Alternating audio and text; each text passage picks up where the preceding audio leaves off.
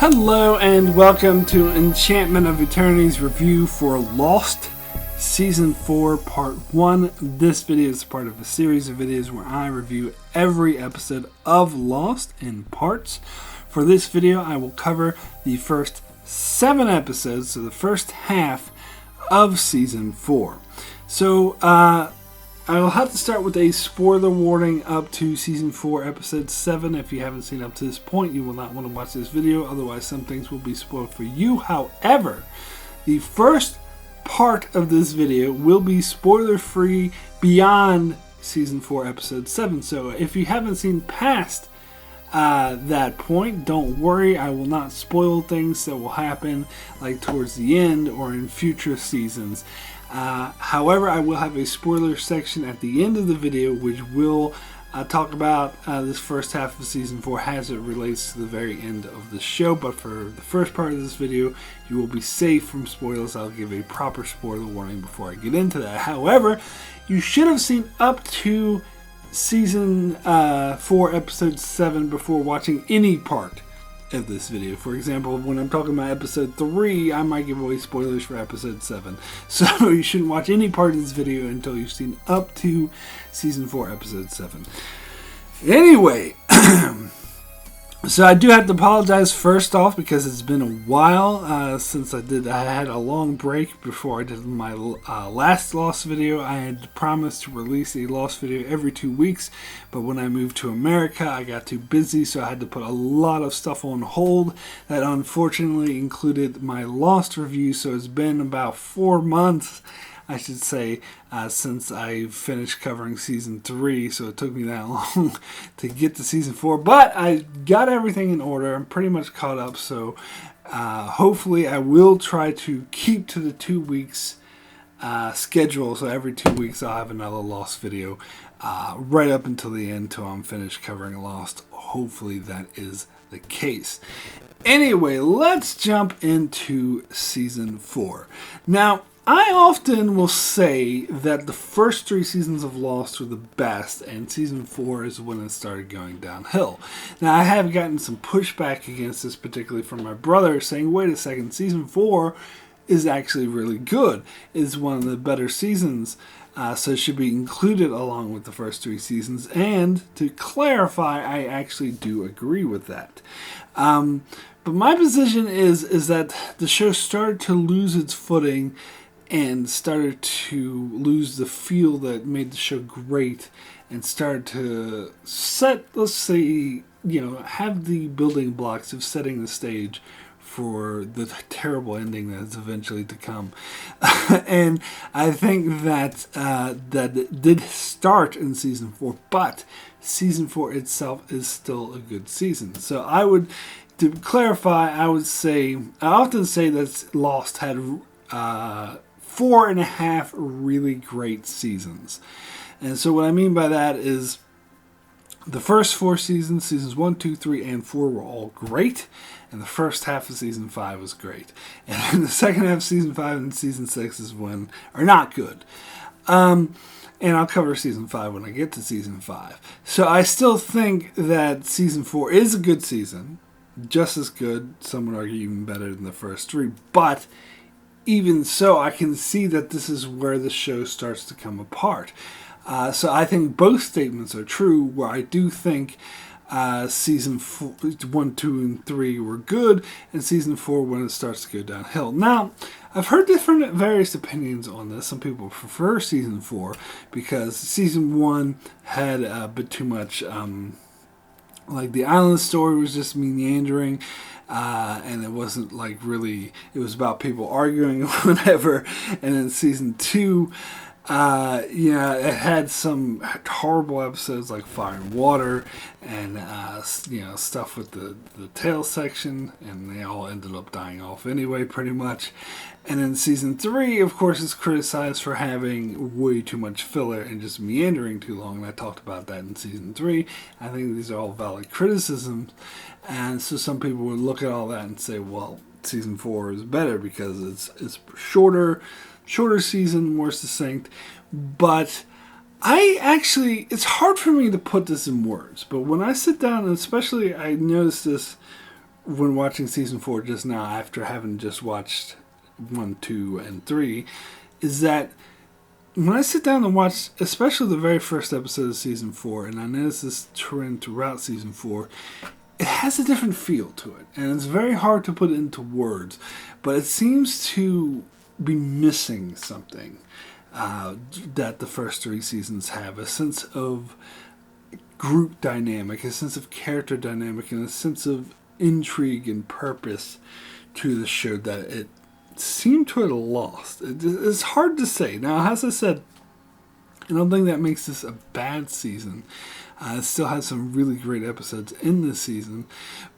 But this is when the show really starts to unravel, in my opinion.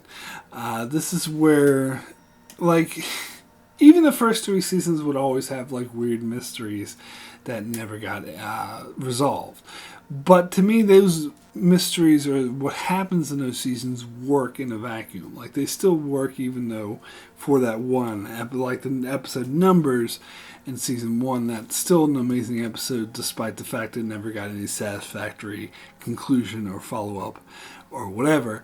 But it still works in the vacuum. Whereas with season 4, I think a lot of these mysteries don't work in a vacuum. They don't work standalone because it really feels like they're just doing this shit just because it looks cool. And it doesn't really come off. Now, you could argue the same thing with like stuff like Numbers or Claire's Psychic, that they're just doing it because it felt cool. But actually, I think it works for those episodes. It develops the characters. Whereas a lot of the mysteries in season 4, first of all, they seem to be losing focus. This is where they really start to abandon all of the prior mysteries and sort of establish new ones. And plus, they bring in a bunch of new characters. And plus, you got shorter seasons and less at a time, so it seems like these new mysteries, new situations, new characters that they're focusing more on rather than resolving what was already set up. It seems to it's the wrong direction to go. And plus, particularly with the new characters brought in, it seems like they were never really fleshed out as much as they should have been. Now, the other thing I want to get with the season 4 is when talking about the season, it's good to put it into context. So, I talked about in season 3 how the show was meandering and the showrunners Damon Lindelof and Carlton Cuse were purposely, and they even went back and said that they were purposely putting out filler and stuff to try to get, because they were having a sort of battle with ABC because they wanted a specific end date where ABC wanted the show to go on forever, where storytellers just saying that's not the story that we're telling, that it has the specific beginning, middle, and end, and it can't just meander on forever like a soap opera or like The Walking Dead.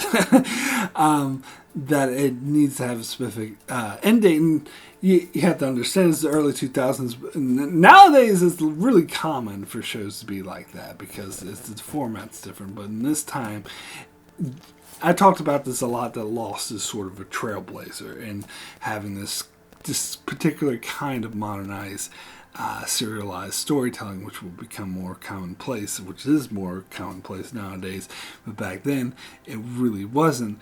So it was abnormal, especially for a big network television channel like ABC, to put a limit and have a specific end date. So this is a battle that the showrunners were having throughout season 3, but by the end of season 3 they finally came to an agreement with ABC that they would release 6 seasons altogether, so 3 more seasons, but shortened seasons. So I believe the agreed upon number was 16 episodes, or maybe it was 15, I can't remember. But so I think it was 16, yeah, 16 episodes per season for 3 more seasons. And so, Lindelof, whatever, they'll often talk about how towards the end of season 3 they got together and they plotted out the rest of the show from here on. And I have a hard time believing that, which I'll get into more specifically as we carry on. I'll talk more about in the spoiler section. But I have a hard time thinking that that's what actually happened, because these last 3 seasons seem so disjointed. And like, even within themselves, like, if you know what I'm saying, because season 1 and 2 keep continuity and resolve stuff pretty well within themselves. If you just look at 1 and 2, there's some mysteries brought up, like in season 1, like who's Boone talking to on the radio on the Beechcraft before it crashed, and what was that light that John Locke saw coming out of the hatch. Like, all that stuff was like resolved in season 2. So season 1 and 2 are pretty good at keeping continuity within themselves, and I would argue season 3 as well was pretty good at resolving and fixing like stuff like that. But with seasons 4, 5, and 6, I don't even think they're very good at keeping continuity within themselves. I think even season 4 within itself, looking within the season, seems to be a bit inconsistent and kind of all over the place, particularly when it comes with the freighter. That was never really done very well, in my opinion. Like, who were they? Why were they there? What was the hierarchy involved? Why are they sending scientists to the island? And if they're just going to send these mercenaries to kill everyone, like, it's very disjointed and it doesn't really congeal very well. And I think this is a continuing trend for the last 3 seasons. So that's why I have a hard time believing that they plotted it out. Because even if they did plot it out, it seems to me that they were constantly changing their minds and constantly changing direction. I think season 6 was an entire rewrite, change of direction at the last minute that for sure was not thought up of at the end of season 3, but I'll get to that when I get to season 6. But that's just my theory anyway, you know. But so yeah, but I think the different feel to the show was probably because of that. Now, the one thing you do have to understand, if you're not aware, is that originally the showrunners were saying they only wanted to do 4 seasons. That's what they would say in like season 1, season 2, when the show's very popular. Like, we want to do 4 seasons, but of course ABC wanted them to go on forever, so they had to compromise and do 6 shortened seasons, which is still a lot longer. There's more episodes than they were planning on doing. So I think that they did have to create a lot of storylines like the Oceanic 6 and stuff like that, because as I said, they started plotting for this ending when they wrote the last set of episodes for season 3. So that big reveal in season 3 when he says, "We have to go back," like, that was after they had come up with I knew that they were having to do 6 seasons. So it seems to me what they had originally planned way back in season 1 and 2 was a lot more simple and shorter, but when ABC said that you have to do, all right, we'll compromise, we'll let you set an end date, but you have to do a lot more episodes, you have to do more seasons. And so they had to come up with more stuff to fill out that run time, and I really think that is the detriment to the show. That if they kept to a simpler, more succinct idea, maybe it wouldn't have went off the rails and felt as inconsistent as everything else. But anyway, the other important thing to talk about when talking about season 4 is the writer's strike.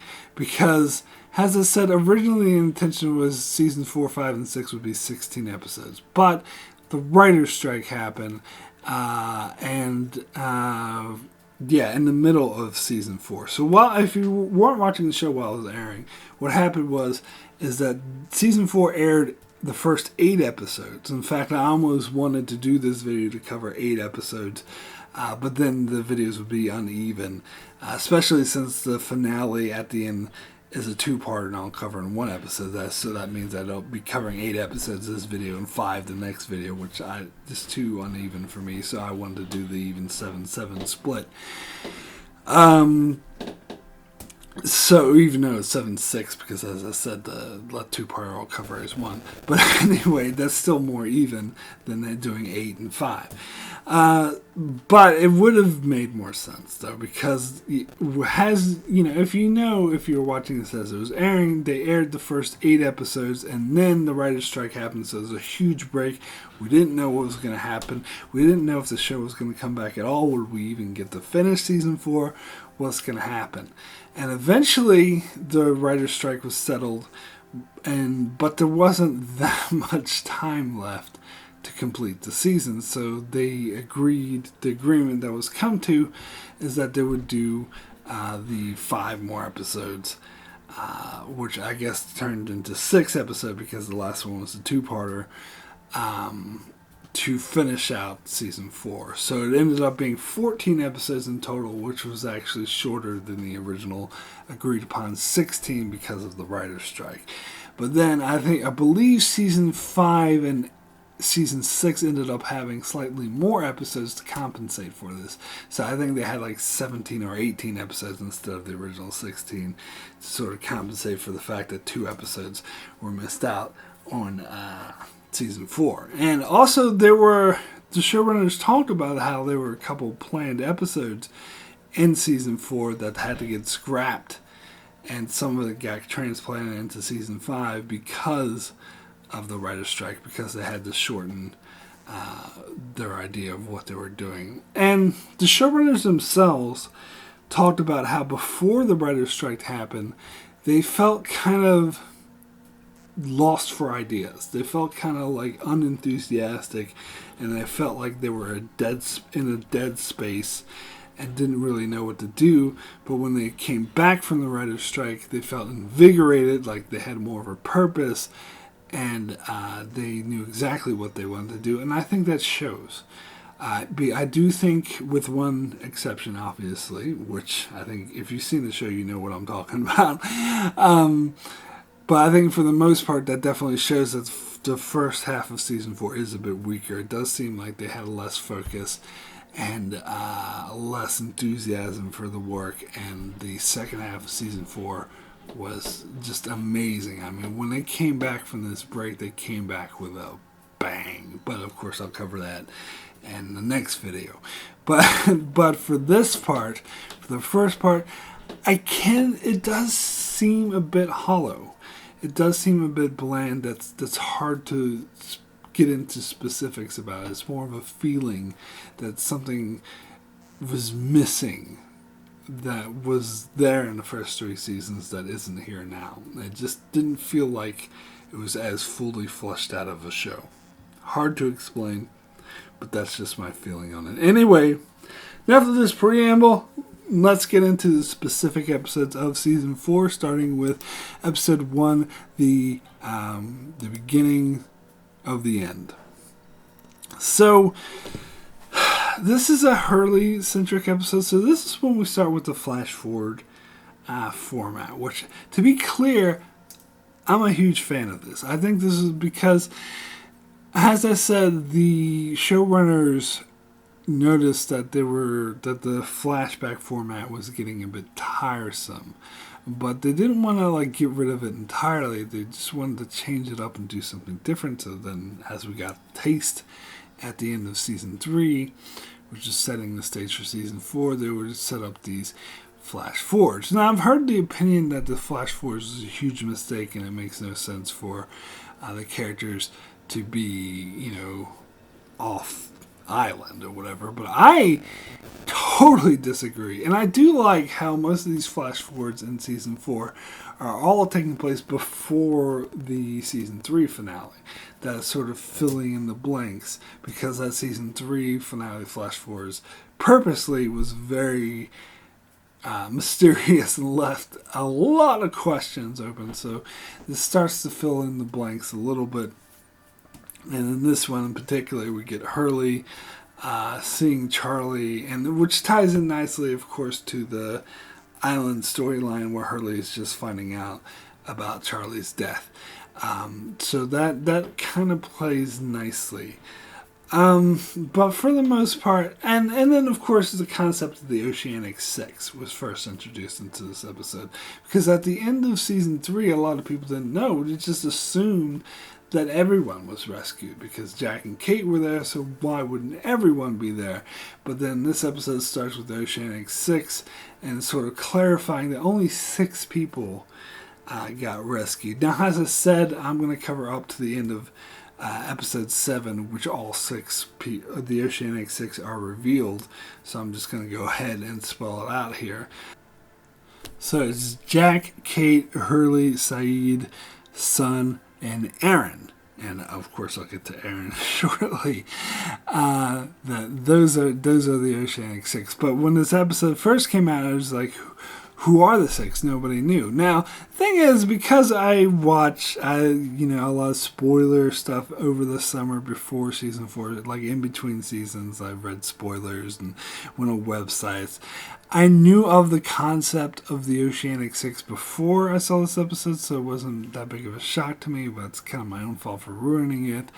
But I didn't know who they were. I think I might have had an idea, towards the end, but yeah, I didn't know who so it's still a mystery for me. And the thing is that every season, the premiere of Lost is noted for having a very shocking, first scene when the season first comes back. Like season 2 had that awesome scene with Desmond in the hatch, revealing that there was a guy in the hatch, which was amazing. And then season 3 had that huge reveal of that the others were living in this suburban place, and it showed them when the plane first crashed, which was an amazing reveal and good introduction to Juliet. This first scene in this episode was probably the most disappointing of the premiere scenes. I would say probably of the entire show. Now again, I might feel that way because I already knew about the concept of the Oceanic Six, because that's what the big reveal in this opening scene is Hurley yelling, "I'm part of the Oceanic Six," which reveals that there's only 6 people. But the fact that it was a flash forward, that's not that big of a shock because we already got the season 3 finale. The scene opens with a shot of these papayas or whatever, and it looks like it's on an island background, but you find out it's just a picture that's on a truck or whatever that's actually taking place in the city. That's not a shock because we know that there's flash forward. So the fact that this is going to be a flash forward and it shows Hurley in the future. And plus, it showed Jack at one point during the car chase, so it's set in the future. So it's nothing surprising about that. The only thing surprising is the Oceanic Six thing. And I would argue, even if I hadn't known that, it's still not that shocking and pales in comparison to the season 2 and season 3 opening scenes. Just in my opinion, this is kind of the weakest one. But as an episode itself, I think it's okay, because I like how it deals with the consequences of Charlie's death and how it shows Hurley, he's saying, "I want a cannonball because we're going to get rescued," and it has that coming off that end of season 3 feeling where everyone is feeling really up themselves because they think they're all about to get rescued. And so it does work, and then they find out, and then Hurley finds out Charlie's dead. And that scene where he Desmond's warning everyone, we got to do something about the people. We can't trust the people who are coming. And Hurley just keeps saying, "What about Charlie? Where's Charlie? Where's Charlie?" And finally, he just breaks out. He's like, "Where's Charlie?" And Desmond just has to say, "I'm sorry, brother." That was very touching. And I do really love the scenes with Hurley telling Claire about Charlie's death. That did bring a tear to my eye as well. And I like how Desmond walked towards Claire and Hurley's like, "No, I'll do it," because he feels he feels closer to Claire and to Charlie, and he just feels like it's his duty. But I can't help but this scene kind of reminds me, I don't know, if you ever seen Scary Movie 3, which isn't actually that bad. I didn't really care for any of the other scary movies, but Scary Movie 3 was okay.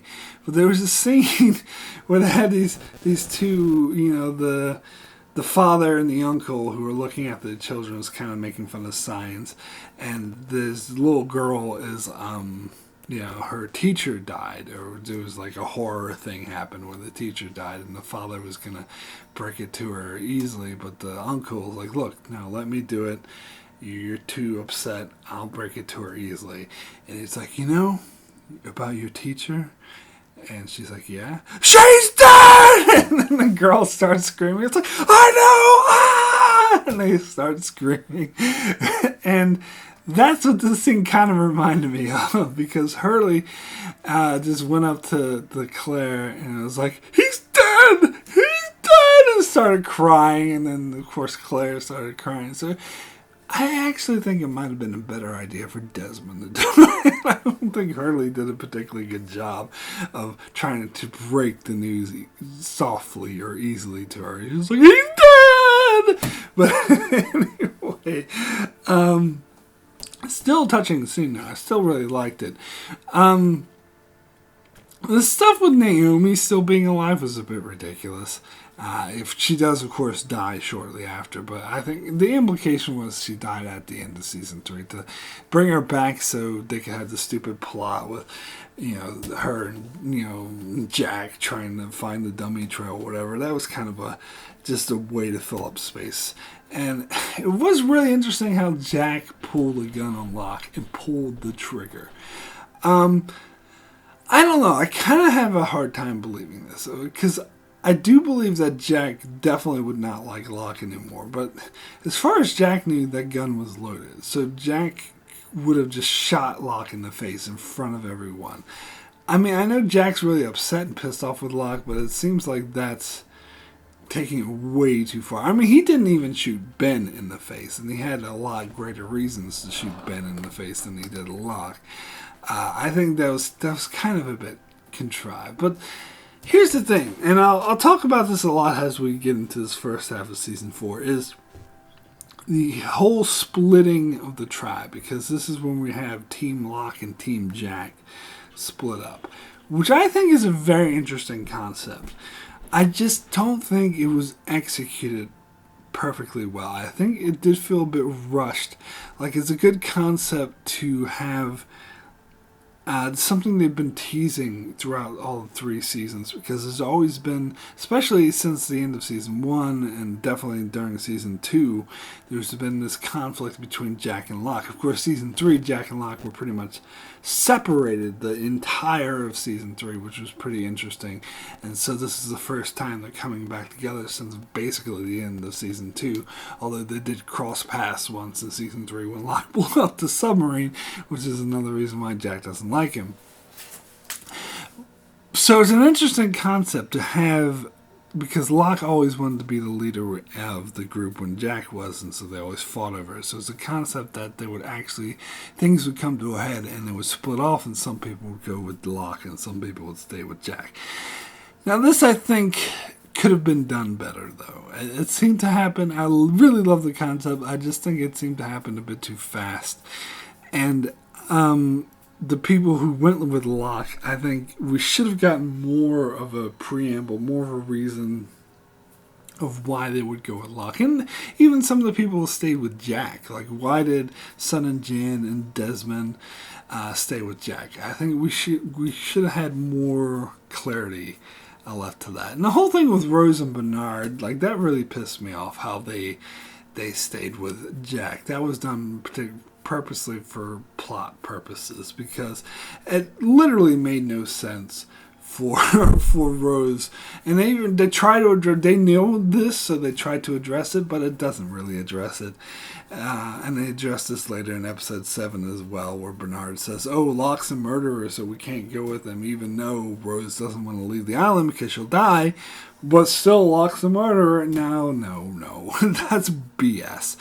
It would have made a lot more sense for Rose and Bernard to go with Locke, but because of plot reasons, they wanted Rose and Bernard to be with Jack, so they just had her say, "Oh, I'm not going with that man, he's a murderer," which doesn't jive with her character how it's been established. In fact, I talked about this in season 3. The whole thing with Rose, like, acting like she wants to get off the island at the end of season 3 also didn't make any sense, because she clearly does not want to get off the island. So I mean, they did kind of explain Sawyer, particularly in the next couple episodes, about how he has nothing to go back to. He was just a con man. He had an empty life. That makes a lot of sense. I think they did earn that, but I don't know. Some of the others, I think they could have just done a better job with. The whole thing with Hurley, he makes a huge speech about how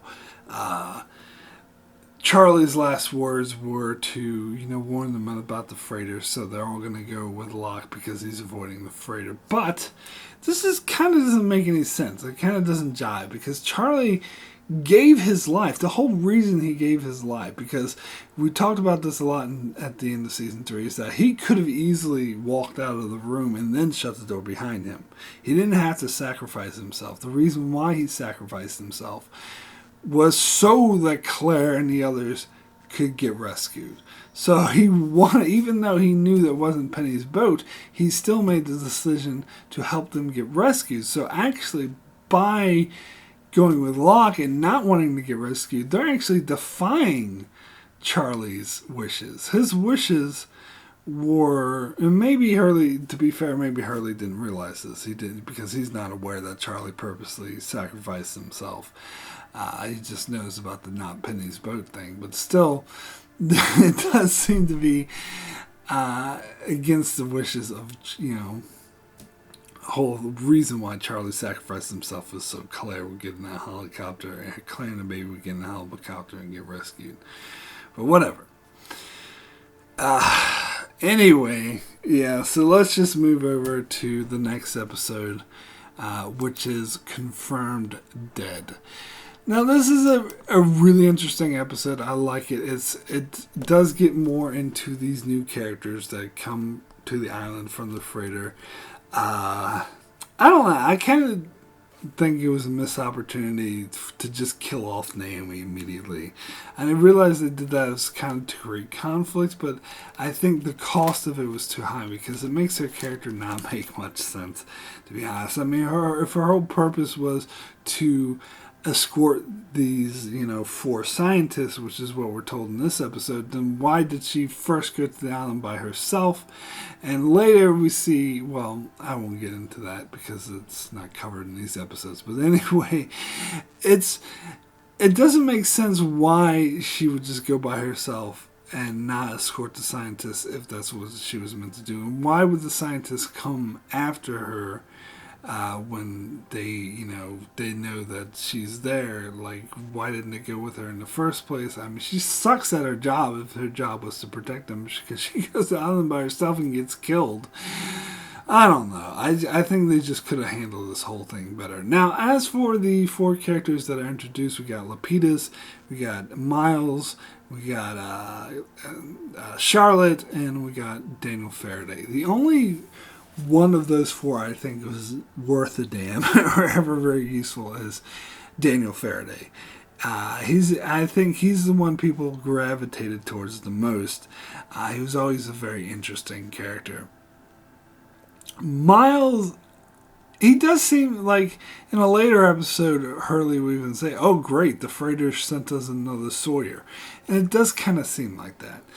He's a bit more insulting us. I don't know. Sawyer's always really insulting too. He's more like the way Sawyer was when he first, in the first season, when he first got to the island. So it does seem like a bit of a repetitive story beat, and I don't think that they did enough with Miles in the future to justify bringing him on board.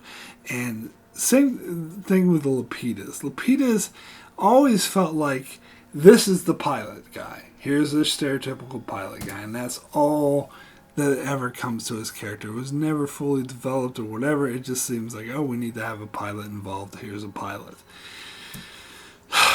But, and the thing is that they were establishing Lapidus to be like this conspiracy theory junkie, and that's how like the behind the scenes things described it. And I think that's an interesting concept, but again, I don't think it was executed very well. He didn't really come off as a conspiracy theory junkie. Like, they threw in a few token lines of dialogue to try to push that stereotype on him, but it never really felt like a part of his character. He didn't really have a character. to be honest. The whole thing with him saying, "Oh, I was supposed to be the one flying 815 that day, but so he got sick or something, so the other pilot." That's stupid. That just seemed like completely unnecessary, off the walls. Now, Charlotte, I'm going to have to talk about her in the spoiler section, but suffice to say, there was again an interesting concept that they did nothing with, that never really went anywhere.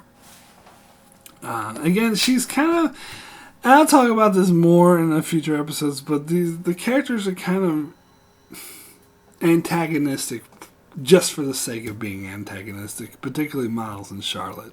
Particularly Charlotte, I should say. Miles is kind of in character as he's established, because it made clear in this episode he can talk to dead people. His powers are inconsistent too, but I'll get to that in the spoiler section. That he can talk to dead people, and he's kind of a con art. I mean, he doesn't necessarily con people because he actually can talk to dead people, but he's kind of not a very scrupulous guy. He's very, will just take advantage of people, and it's all about earning that almighty dollar. So his character is kind of in character for that. But Charlotte, it just seems like she's being antagonistic just for the sake of being antagonistic, and I don't really... It's just a cheap way to try to ramp up tension. Now, as for the episode itself, this is kind of hinted at the end of season 3, but we get into more details about that here, about how there was a plane crash found at the trench somewhere near Indonesia, I believe, that was believed to be 815. So everyone thinks that they're dead, which is a very interesting concept. And because I talked about how for most of the show, we don't see the perspective outside of the island. I think the first time we did is at the very end of season 2. We had this brief scene of Penny and those guys in the Arctic alerting Penny that they found the electromagnetism. But that was about Desmond. It had nothing to do about the plane crash itself. This is the first time. Since then, we got a scene that's taking place off island. And this is the first time it actually addresses the plane crash directly, and it shows us directly that it was staged and that everyone thinks they were dead. Now, I got a couple points to talk about this. First of all, they found this plane crash, this fake plane crash that was staged, was found, as I said, near Indonesia somewhere, or near that area. That's kind of like... I know they try to address this, and some bonus materials tries to address this. Like, there's a conspiracy theory saying, well, this makes no sense. How come the plane crash was found in the opposite direction that the plane was going? But honestly, I think this is more than just a conspiracy theory. I think there would be a lot of legitimate scientists who would doubt that and be able to... I don't think this would be accepted. I think a lot of people would say that this was staged. Alright, so let me put it to you this way. This is the equivalent of there being a flight that left from New York City that went to Los Angeles and it went missing. And so this is the equivalent of that plane being found near the UK, near England. That makes no sense. It started out in New York and was flying west towards LA. Why the hell would it be all the way in the opposite direction, east? This is exactly what happened, because the flight was leaving from Sydney, which is on the east coast of Australia, and is flying towards the United States across the Pacific Ocean. But they find the plane crashed in the complete opposite direction, going west of Sydney, completely west, like completely off course. Like I don't know the exact flight time it would take to get to that part of Indonesia from Sydney, but it'd be something like 4 or 5 hours. In the complete opposite direction to where they were going. I just don't... It's too far-fetched. I think I know why they did this, because I think the writers found a trench that would be completely impossible for them to get the plane out of. And the closest one they could find was in Indonesia. So, let's just say it's there. But that I mean, because you could say, the plane was off course. Like in the actual show, the plane was, they lost their flight and they lost course or whatever. But they were trying to redirect towards Fiji, so they were over the Pacific Ocean. It makes absolutely no sense for them to be like in the Indian Ocean or whatever, the complete opposite side. It's just, I don't think anyone would believe this. There's no credibility to this whatsoever. I mean, I suppose some people might say it's a Bermuda Triangle type mystery and try to say that like vortex of things are involved, but that would be the conspiracy theory. That would be the nut jobs. The mainstream scientists would be like, this is fake, because there's literally no way. And I think the fact that they covered the black box for some reason, the captain of the freighter ended up with it. Seems like the authorities should have it. But anyway, it seems to me that everyone would be questioning this and would be like, isn't it convenient that it's in a trench too deep to actually dig up, because there's no possible fucking way this could actually be 8:15, so it's a hoax. I think that would be the mainstream, not the conspiracy theory. I think the conspiracy theory would be that it is, and that there was a vortex that magically swept the plane from the other side of one side of the world to another. The scientific consensus would be that there's no way this could happen, therefore it's a fake. Just my opinion. I know I'm harping on this too much, but it really bugs me when I watch this episode.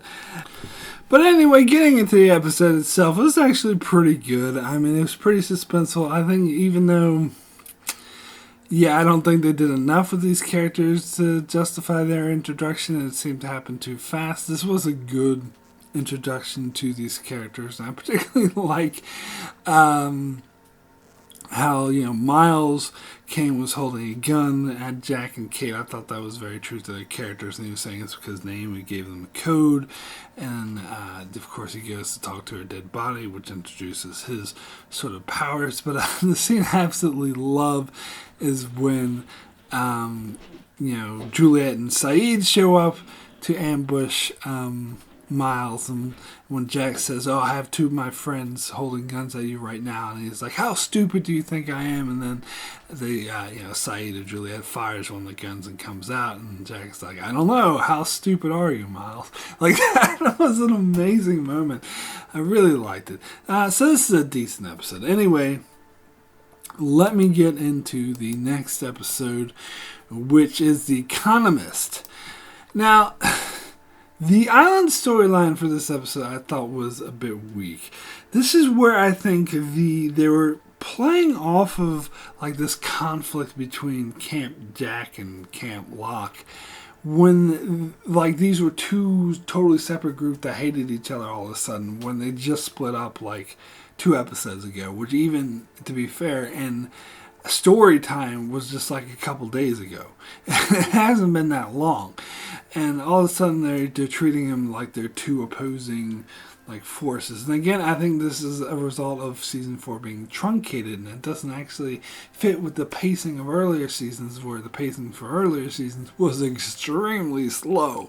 So this seems to be happening way too fast, where all of a sudden these are supposed to be like, you had the conflict of Locke's holding Charlotte prisoner, so Saeed and Kate go to confront him, and Hurley's there, and he tricks them, and Hurley's afraid of Saeed. You're going to do that head scissoring thing. And Locke's like, I'm going to trick you. And I don't buy any of this, because they haven't established, I think it's a good concept, but they didn't have enough time to gestate this. It's particularly jarring when compared to the pacing of earlier seasons. So, I mean, don't get me wrong, I don't totally hate it. I did think it was pretty interesting, especially the way Saeed reasons with Locke. Like, look, you don't trust these people in the freighter. I don't trust them either. That's why I want to go to the freighter and actually investigate this firsthand. But if you give me Charlotte, they'll let me do that. And then Locke's like, well, why should I give you Charlotte for nothing? And Saeed's like, I never said I was going to give you nothing. And he gives him Miles. Like, that was cool.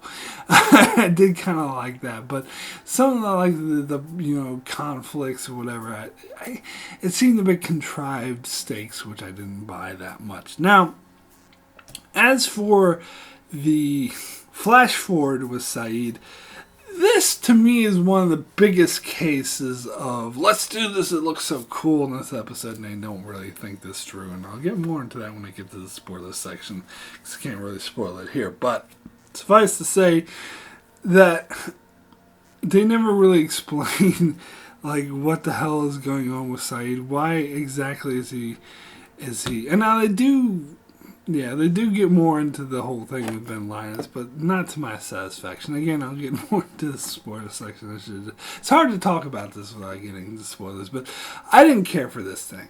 That's what I'm ultimately saying. Is that because it did feel like the producers themselves said they were trying to do like a Bourne Identity thing, like where Saeed is kind of this international assassin, and it kind of reminds me of, and I'll talk about this more in later seasons, that a lot of ideas that they tried to pull off in Lost that didn't quite work, Damon Lindelof refined for The Leftovers and did a lot better. And the idea of an international assassin is one of them that, if you've seen The Leftovers, you know what I'm talking about. Well, for this thing, I don't know. It just seemed a bit weird that Saeed was just all of a sudden this murderer. I mean, I did like how they kind of foreshadowed, because in the Island storyline, Saeed said something a lot like, oh, the day I start trusting Ben is the day I've sold my soul. And at the end of the episode, they show 3 years in the future that Saeed is working for Ben, is killing people for Ben, which was pretty cool. But I don't know, like the whole storyline with him falling in love with that person, the person actually betraying him, being working against him, like, I wasn't really invested in it. It seemed kind of, it was too disjointed and too out of place. It was not enough information was given on what was going on. And you might say, oh, that's because they're just doing this flash forward thing and they'll flesh it out more later, but they didn't. And that's why it's hard for me to talk about my reasons why I didn't like this without getting into spoilers, because it has a lot to do with the lack of resolution to this. But even if I look at this episode in a vacuum, like, there's not enough there. And so they had to have filled this in order to make this good in retrospect, and they didn't. So it's an okay episode. It's kind of disappointing. But anyway, I mean, yeah, sure, the ending reveal that Saeed was working for Ben was shocking, but this is what I'm talking about with Season 4. It seems like the shock value is kind of empty. Whereas in the earlier seasons, it didn't feel empty. It felt a bit more earned than this. This feels like, oh, look how shocking it is that Saeed's working for Ben, but they don't actually flesh it out or make it make sense. So it just seems cheap. Anyway, let's move on to this and let's talk about the next episode, which is Eggtown, and this by far is the episode with the worst title. I really hate this title. It is so dumb, like, oh, Locke feeds Ben eggs at the start of the episode, and it's sort of about, is Kate pregnant or not, and it's about her having a kid in the future, which, has to do with pregnancy, so eggs or whatever, get it? But I think it's such a stupid title. But the episode itself, again, the Island storyline, I didn't really care for, because again, this is playing off of the whole Team Locke and Team Jack thing. Now this focus mainly on Locke and his, I don't know, like how they're living at the barracks now, which I don't know how much sense this makes, that the others simply abandoned the barracks and so Locke took it over. And the whole thing with Ben, I don't know. Like the whole thing with Ben, and he says this in later episodes, how he wants to be there and he's acting like he's in control even though he's being locked up. Like, that's, to me, this, especially watching this show on a rewatch, makes me think that feels like it could just a contrived plot device to keep Ben in the show. That's all it is, because they can't have Ben go back to the others, because they can't keep it in the show unless they want to focus on the others, which clearly they do not. So they'll just have to come up with some contrived way and just have some vague talk about why Ben wants to be there, just so they can have him on the show. That's all it is. So it's kind of annoying.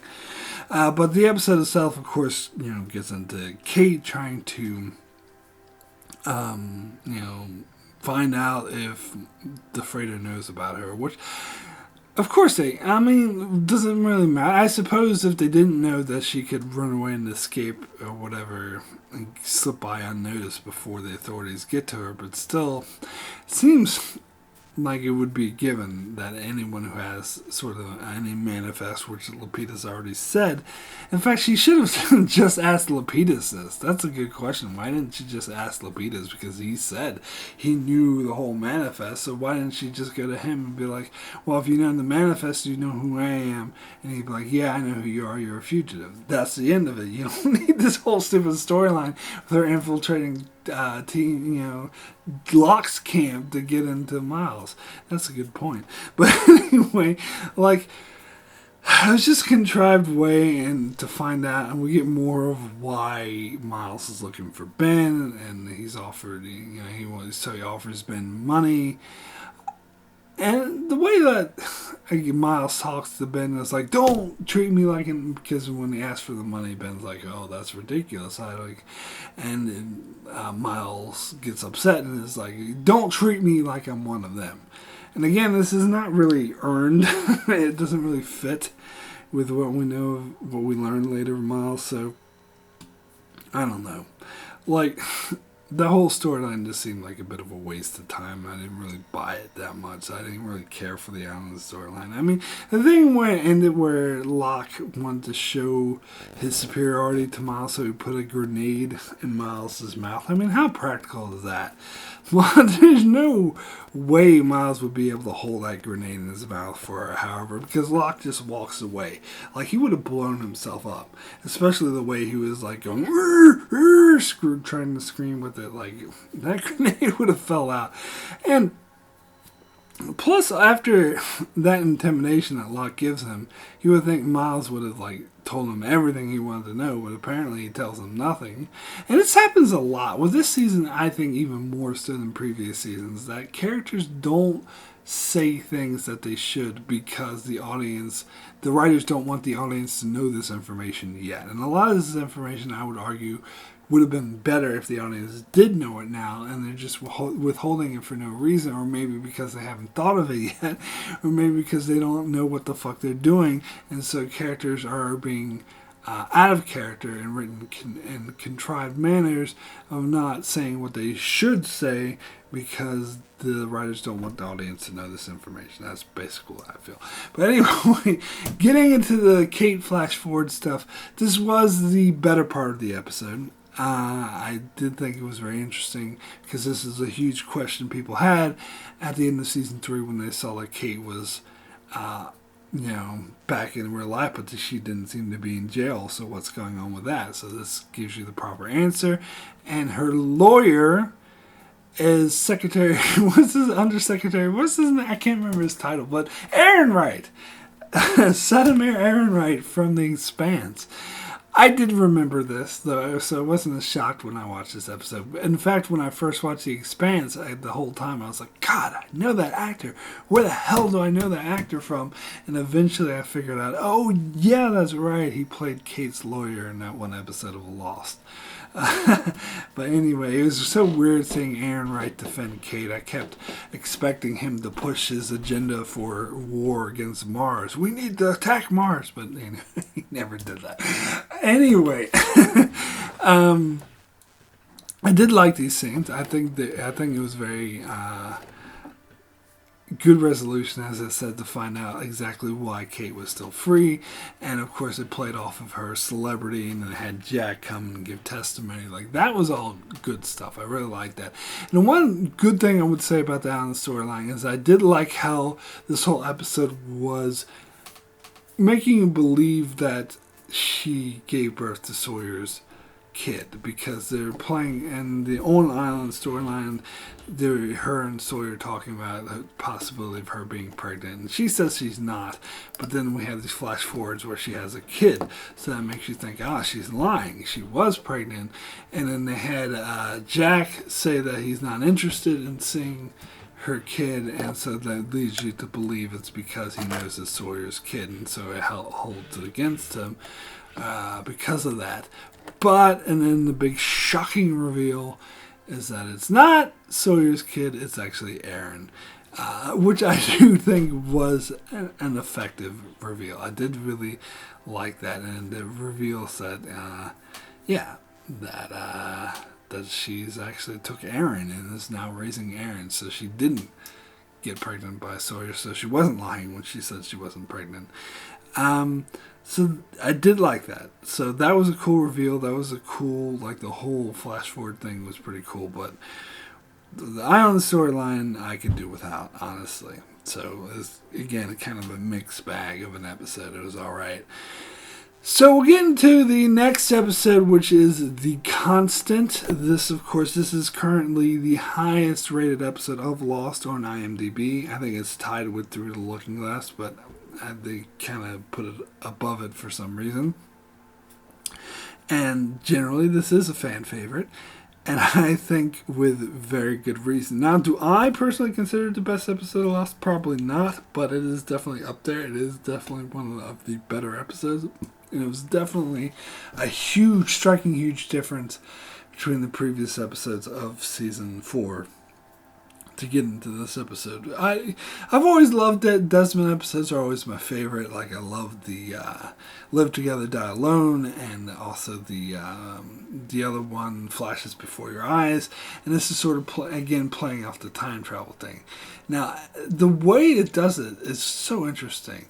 So I like how this season and this episode in particular plays off of the mysterious elements of the island, which has been hinted at from earlier seasons, like at the end of season 2, when Ben gave Michael the boat, but he told him he had to do a very specific bearing in order to leave, because Desmond tried to leave on his boat and he just kept getting redirected back to the island. It's like, it's all bloody snow globes, so you have to go in a very specific bearing in order to exit the island. And this plays on that more, and you got some hints of that earlier where Faraday is shooting stuff back to the freighter and there was a time discrepancy, and it plays on that more, that there's a barrier of space-time between the island and rest of the world.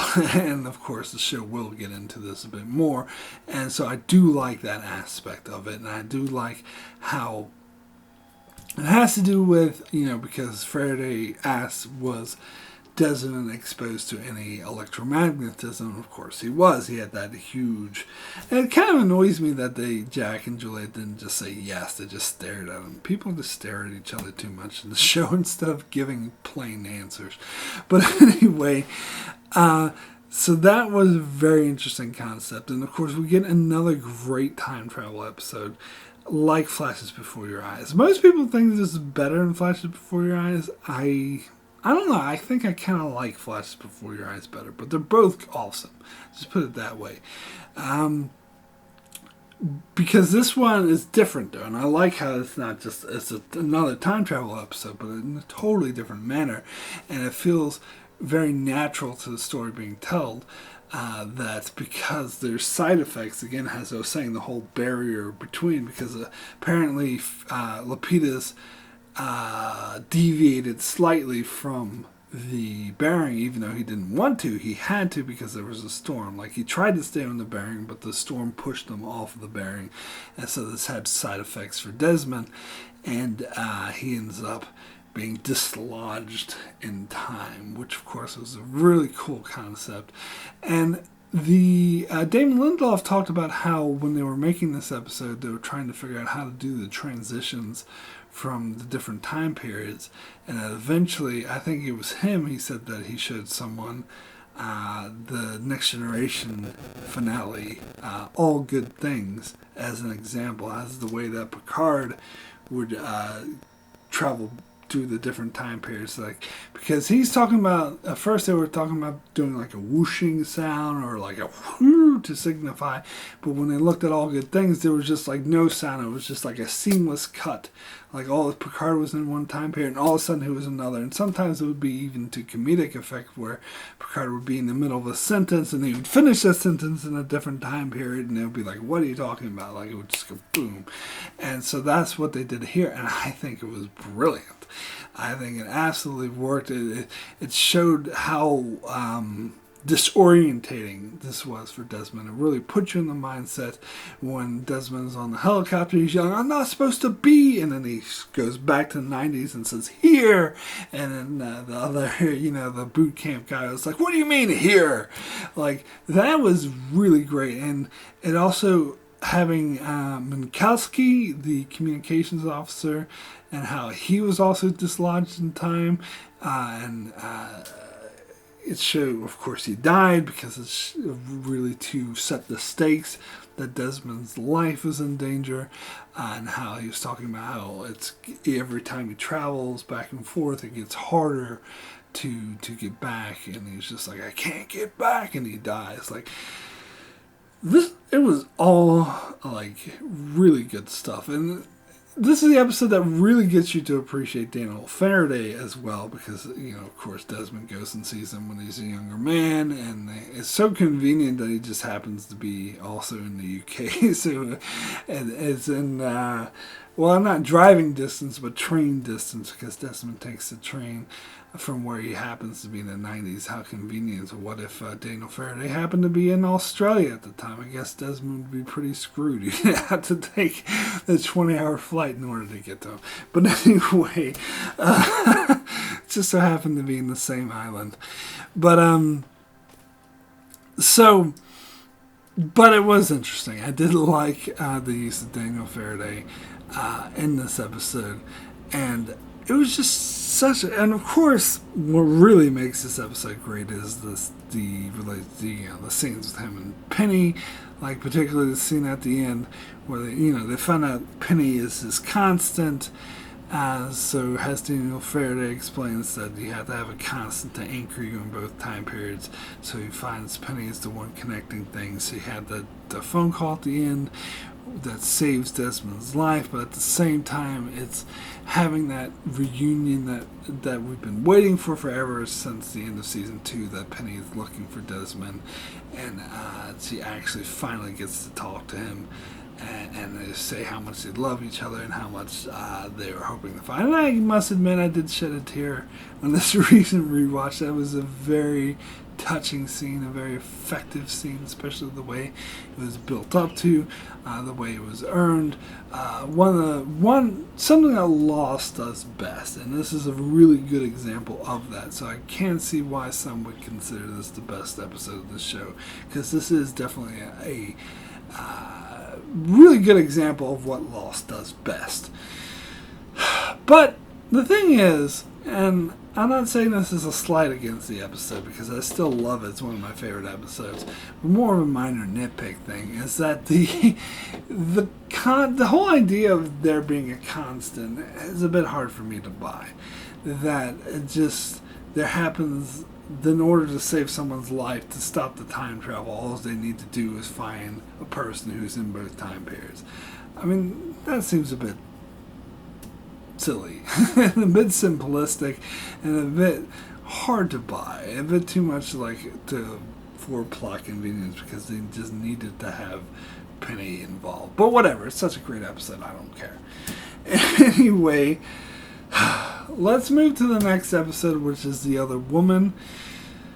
This is one of the worst episodes of the show, in my opinion. I don't know, some people disagreed. Like, I don't think my brother hated this episode that much, but when it first came out, a lot of people were saying this is just as bad as Stranger in a Strange Land or Fire and Water.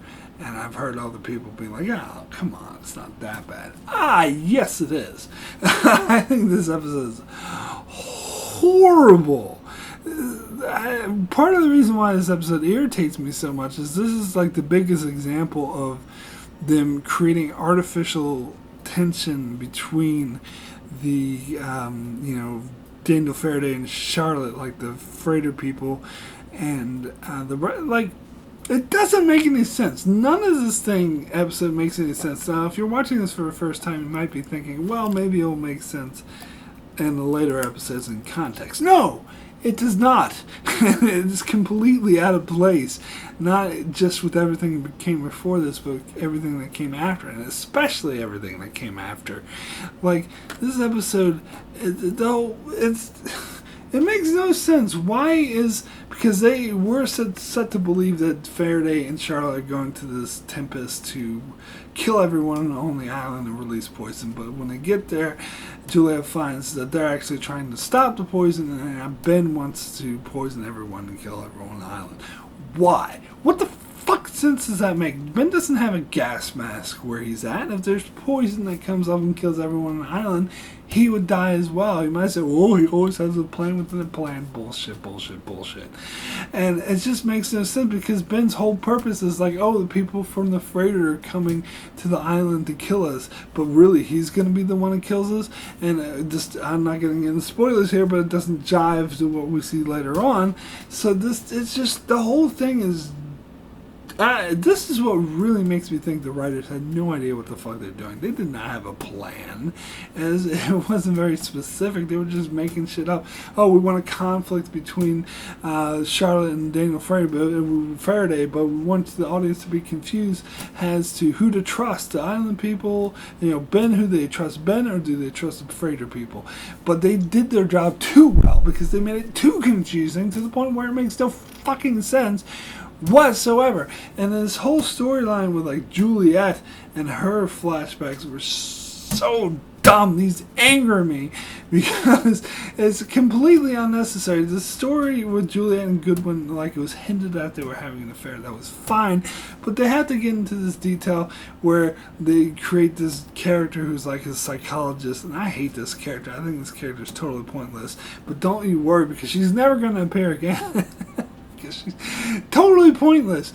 And they're saying, oh, she was married to Goodwin, and so he was having an affair with Juliet, and then Ben was, and they create this obsession Ben has with Juliet, that he's in love with her and treats her. He says, you're mine. Like, that's a scene. And they're trying to imply that Ben sent Goodwin to the tail section to purposely kill him. Come on. That is stupid! You don't need to do that. The storyline with Goodwin as it was worked fine the way it was. To add this extra thing, and that, oh, Ben actually sent him there to die, and so when he died, that was Ben somehow killing him or manipulating him into dying. Which is, how did he know that Ana Lucia was going to kill him? He didn't fucking know that.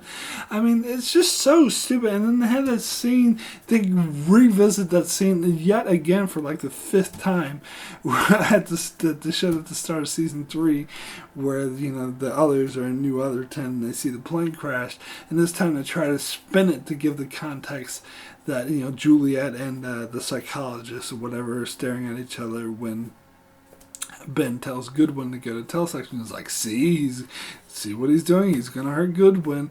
Where that's not the fucking subtext of the scene.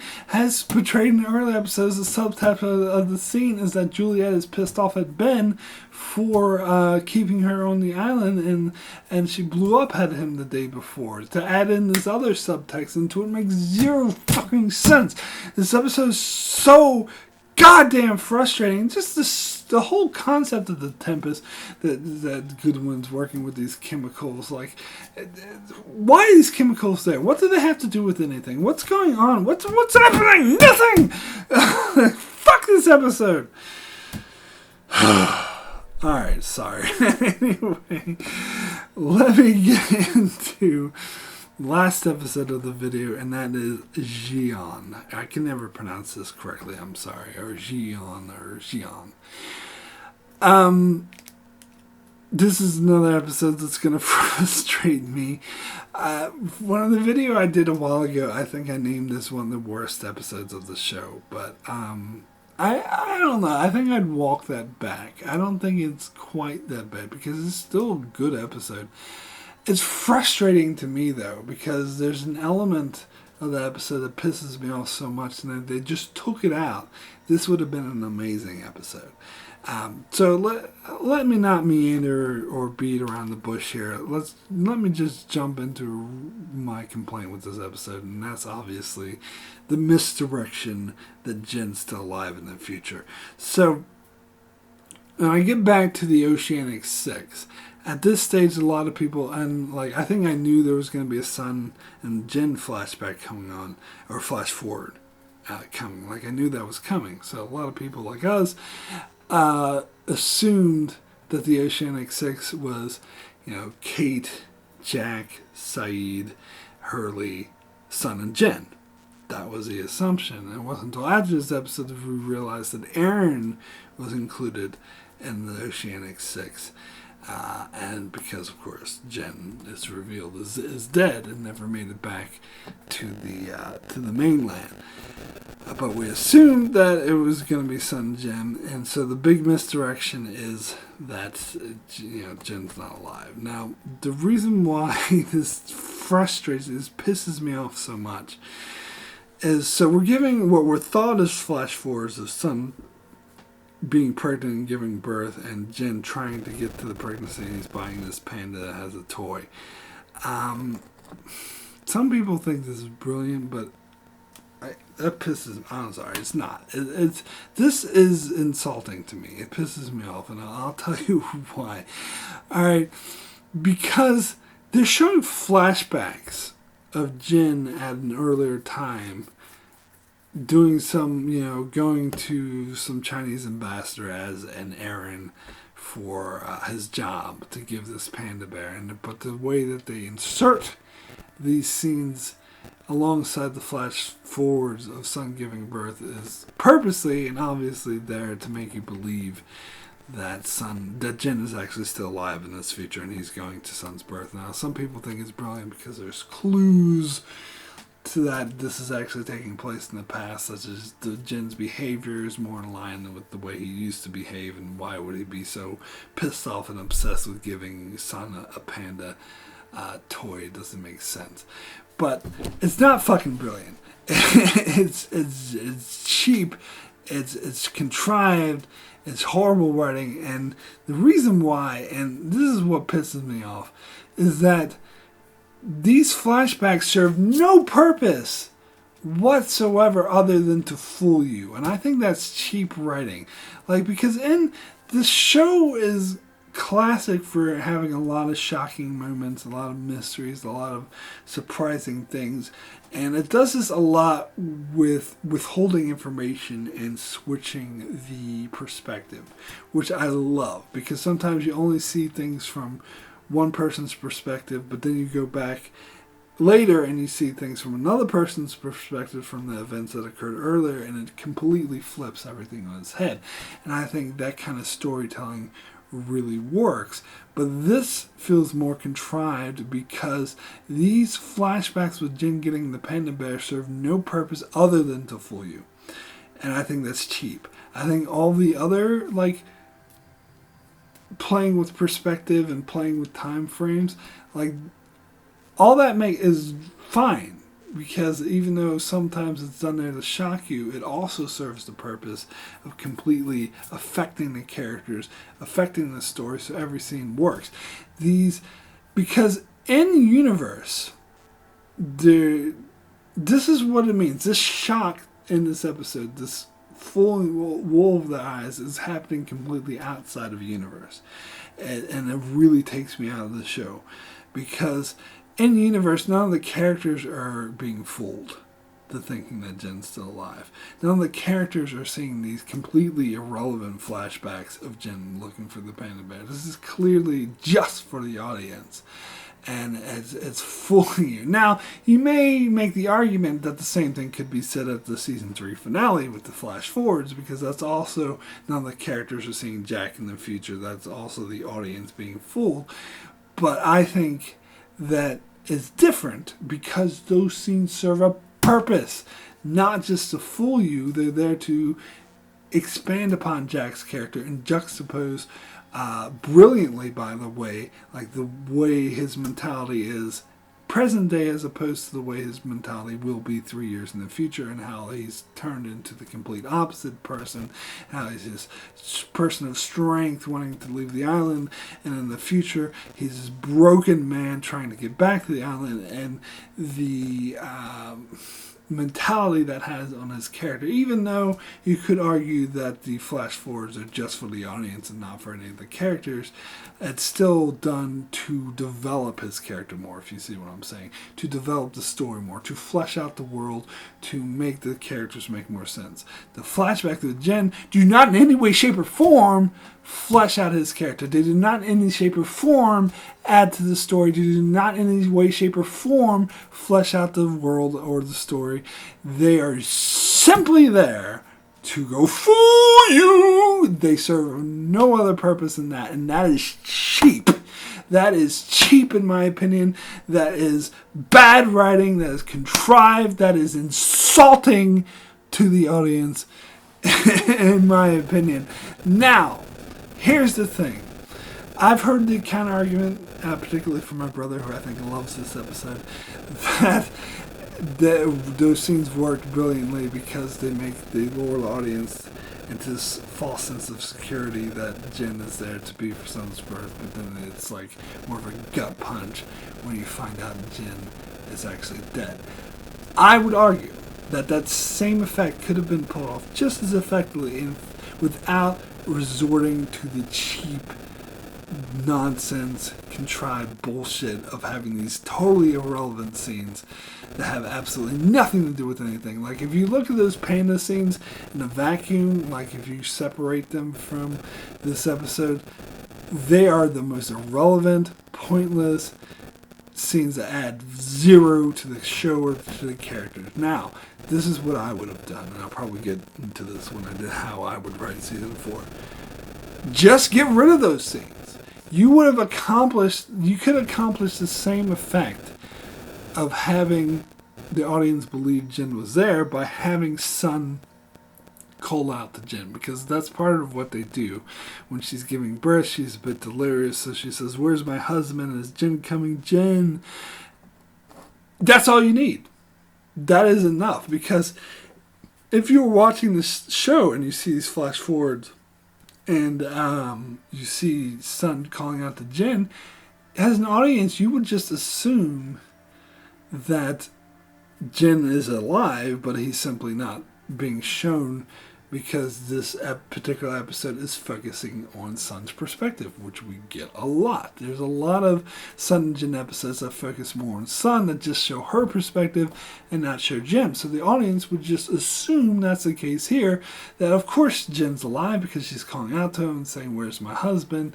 And now, someone might make the argument that, oh, well, if they did do it that way, then some of the audience members might be able to catch on more to the fact that Jin is actually dead because we don't actually see him. And my response to that is, so fucking what? Sometimes it's more important to not worry so much about the shock and stay true to the story and tell a good story that's true to the characters, and not have these irrelevant fucking scenes with the panda that are so frustrating because they serve no fucking purpose whatsoever and you're just there to be, oh, see, I fooled you.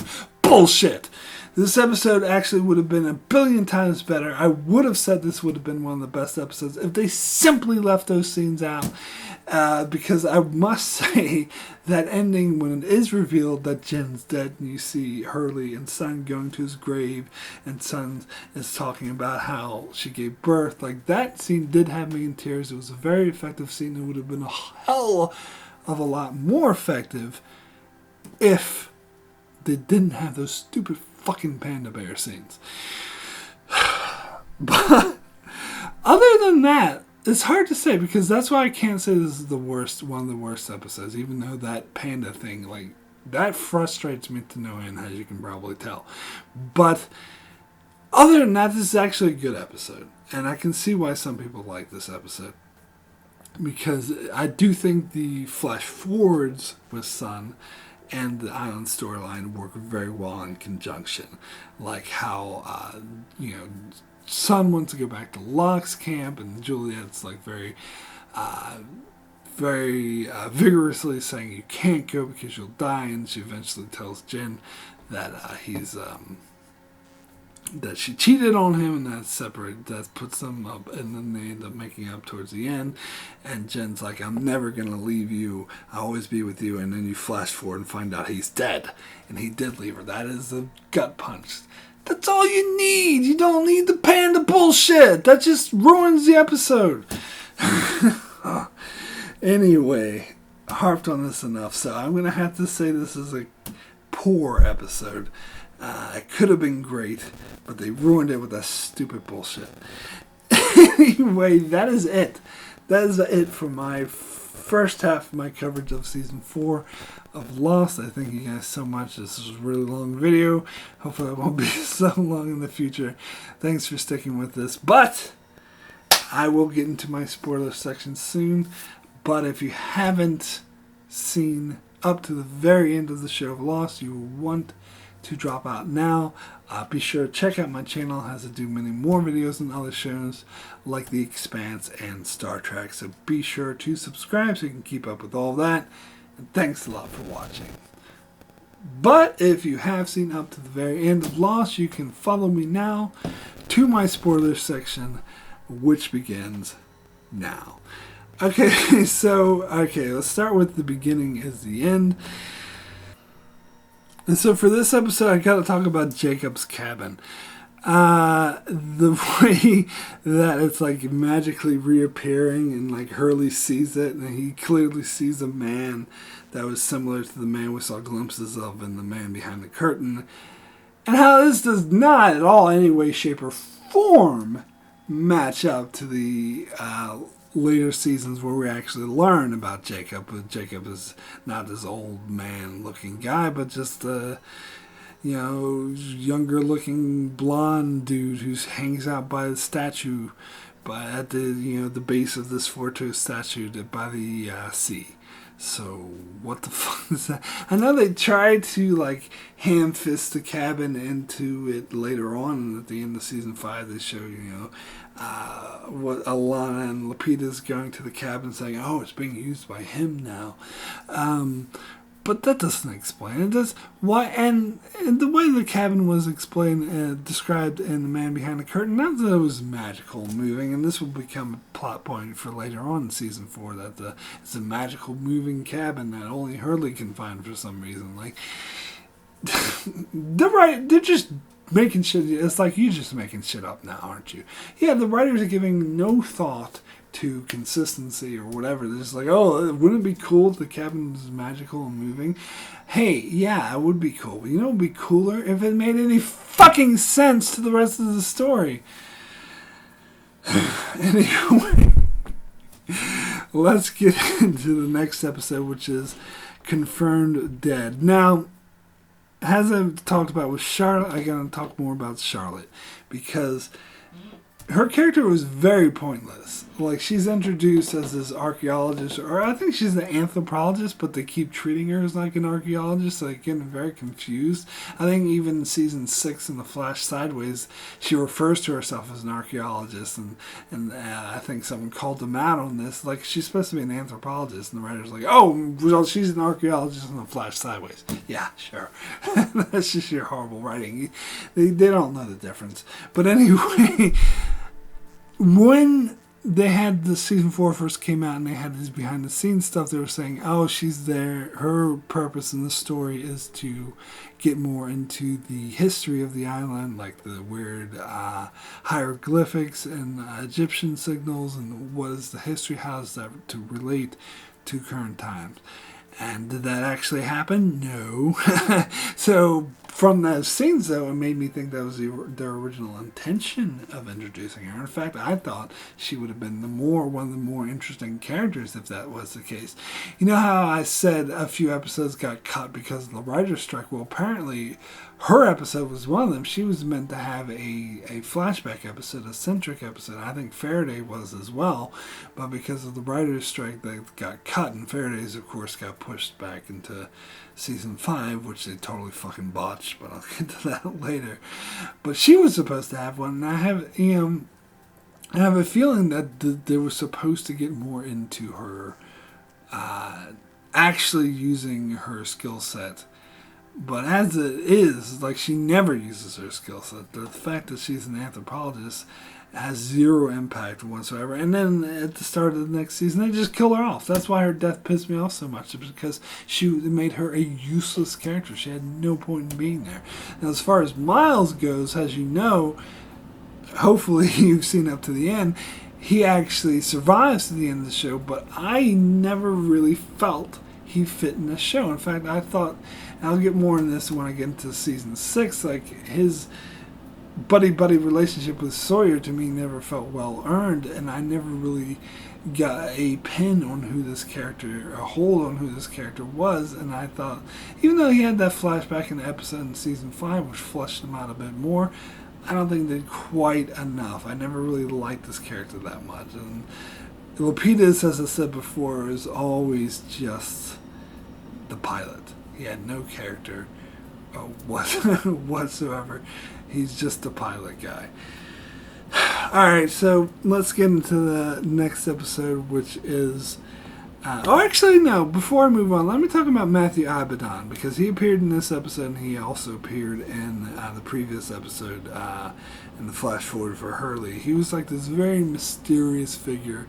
We saw him trying to trick Hurley into doing something, and here we see he's the one that orders Naomi to go to the island, which, as I said, her whole purpose makes no sense. Because she... Yeah, I don't know. It doesn't make any sense. But anyway, Matthew Abaddon is another character who's wasted, who they had some plans for here, and we see him at the end of season 4 as well. But in season 5, again, he just gets killed off.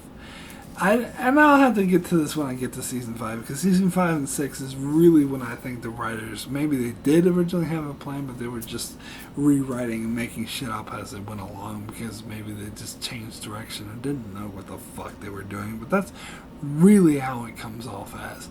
And you might say, well, Mark, you don't know. Maybe they did have a plan. You don't know what's going on in the writer's room. But I'm just going what it's based off of. In fact, it's almost worse if they did have a plan, because it comes off as so fucking disjointed in these final 3 seasons.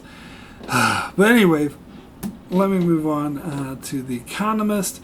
Now I can get into more details about why I didn't like this whole Saeed flash forward thing. Is because, again, this is another thing that they just quickly abandoned in season 5, because they never explain why Saeed is killing these people. I mean, they do show us very briefly later in the season that Ben manipulates Saeed into working for him by claiming the people who killed his wife were working for Woodmore, so he's going to kill them. But the relationship portrayed in this episode between Saeed and Ben seems a lot stronger than that. Like, Saeed's willing to just listen to Ben and take orders from him and kill people. It seems like he'd need to know more than simply, oh, these guys are responsible for killing your wife. Because you might say, well, that's reason enough. Here's why it's not. Why would he trust Ben?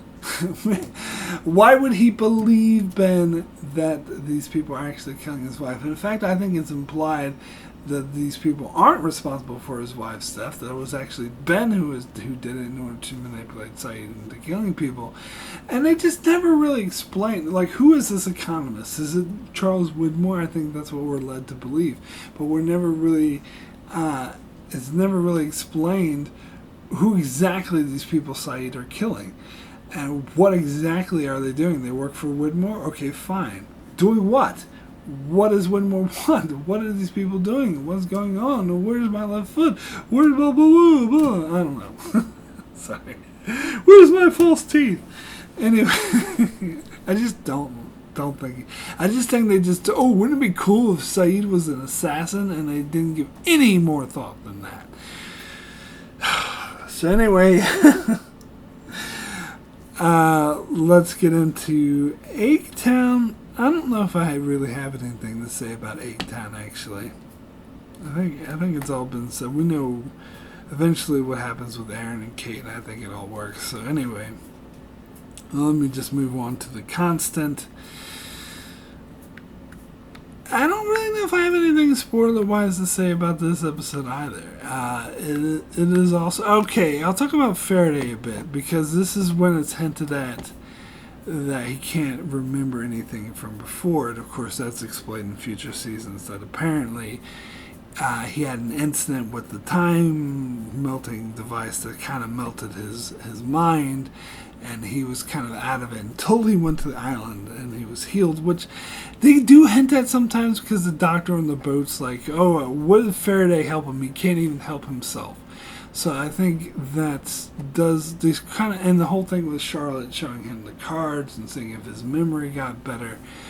But when we see the way he is in the season 5 episode, The Variable, it doesn't really add up to how he's described in season 4, because there he's like completely like, he's acting like someone who's really mentally disabled, who's incapable of taking care of himself or functioning properly.